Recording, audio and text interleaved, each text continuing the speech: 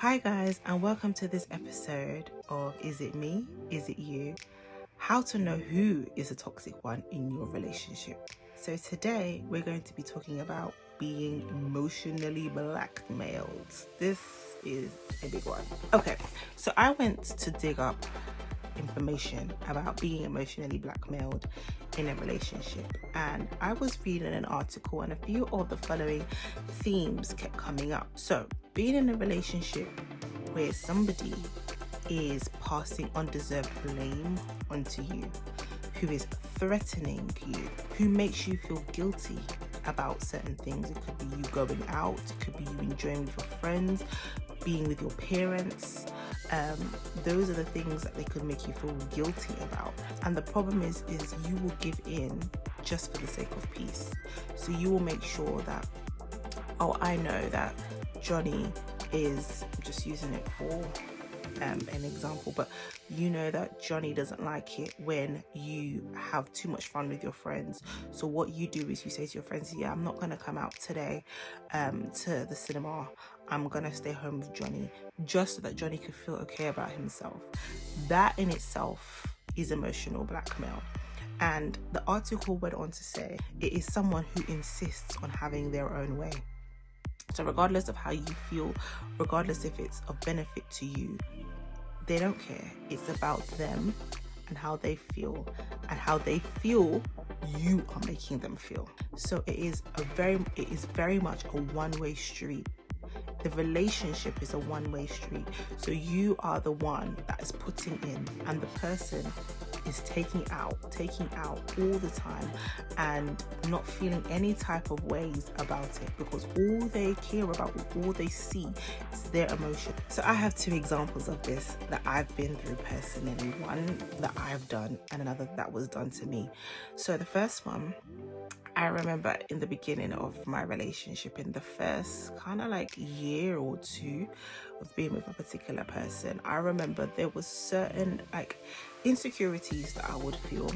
I definitely came into the relationship with a lot of trust issues from a previous place, so that was also added onto it as well. So what I would do is I would be like, I want to leave the relationship, I want to go, I want it to end, but didn't really want it to end. Okay, there was a part of me that wanted it to end, and there was a part of me that was just doing it to, you know, the boy who cried wolf.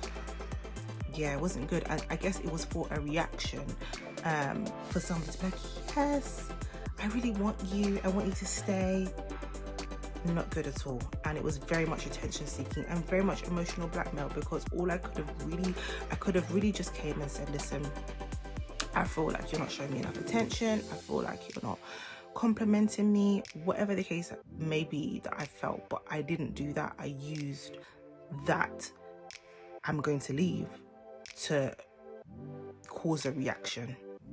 The second story I have is when I was breaking up with someone, and I said, I'm leaving, I'm gonna go, and the person turned around and said to me that so this is what you're gonna do to me after all I've done for you, you're going to leave me. And I'm like, after all you've done for me? And it was crazy, because what they were referring to was the fact that I went back to uni, did well in uni and all of that, and I got great support. But I put in the hard work. I did it. And I'm like, okay, yes, there was a lot of support, thank God. But no, you were not the sole reason as to why I did well.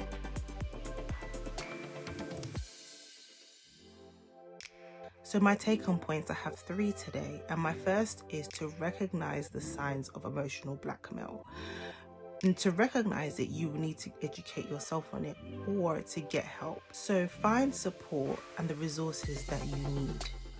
I was reading an article and there were 2 researchers called Susan Forward and Donna Fraser, and they came up with 4 ways or 4 modes of behavior that a person who's emotionally manipulating you can perpetuate. So the first one is a punisher. So it's literally with them, it's my way or the highway. So you have to do what they say, and if you don't do what they say, then they will find a way to punish you. So for example, like what I was saying before, I was like, if you're not going to give me compliments, bye, I'm going. So that is a punisher. The second one is self-punishment. That is when somebody can want to self-harm in order to create the result that they want. The third is a sufferer. So that's a person saying, basically, your actions are causing me to suffer. So the example would be when I said before, the person saying, after all I've done for you, look at what you're doing to me. So they're making you feel like you are the person to blame, and they're putting the guilt onto you, saying you're causing me grief and strife when you're taking a move to maybe do things for yourself, become more independent, doing just everyday things. They're making you feel like you're causing them to suffer. The fourth is the tantalizer. So this is somebody who promises something to you, but it never happens. So it's like them saying, yes, okay, so I've behaved badly in this situation. I shouldn't have reacted this way. I shouldn't have acted like that towards you. I promise you, next time I will do better. And it never happens. And it's the promise of things becoming better which makes you stay. They know that without the promise of change, the likelihood of you leaving is greater. So what they tend to do is just dangle that carrot in front of you of promise. Don't worry, I will change. I'm so sorry. This will be the last time it happens. Knowing full well that them dangling that carrot in front of you will encourage you to believe that hope, to believe that change is coming, and it never does. So it's important to get clued up on what the actual signs are. So whether it be talking to somebody, going to therapy, finding resources online, talking to a pastor, please make sure you go and do that. And also, please go and find support. So I just mentioned therapy and a pastor, but it is so important to go and speak to somebody to get their viewpoint in situations like this, because oftentimes when you're in a bubble, you tend to not see things very clearly, and that person's emotions can be so overwhelming that that is all you see. So it's so important for you to go and get some type of help, so get some type of clarity into the situation so you know how to move next. Another thing about finding help is to talk to somebody who you feel you can trust. So whether that be a friend, whether that be a family member, again, whether that be therapy or pastor, but it's important that you're able to trust the individual, because you are divulging personal information that is personal to you, but it's also personal to somebody else. So find someone that you can trust to speak to.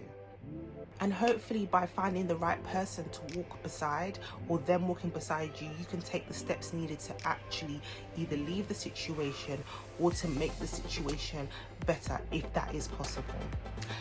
And the last step I will be talking about is, if you need to leave. It is so important for you to regain your independence. It's so important for you to be able to navigate situations that isn't emotionally draining, that isn't taking away from you, but adding to you. So if you need to leave, please do so in a way that is helpful to you, and do so in a way that is safe. But also make sure you speak to people so they're able to walk you through that process as well. Again, people that you trust. So I hope you have enjoyed this video. Speak to you in the next one.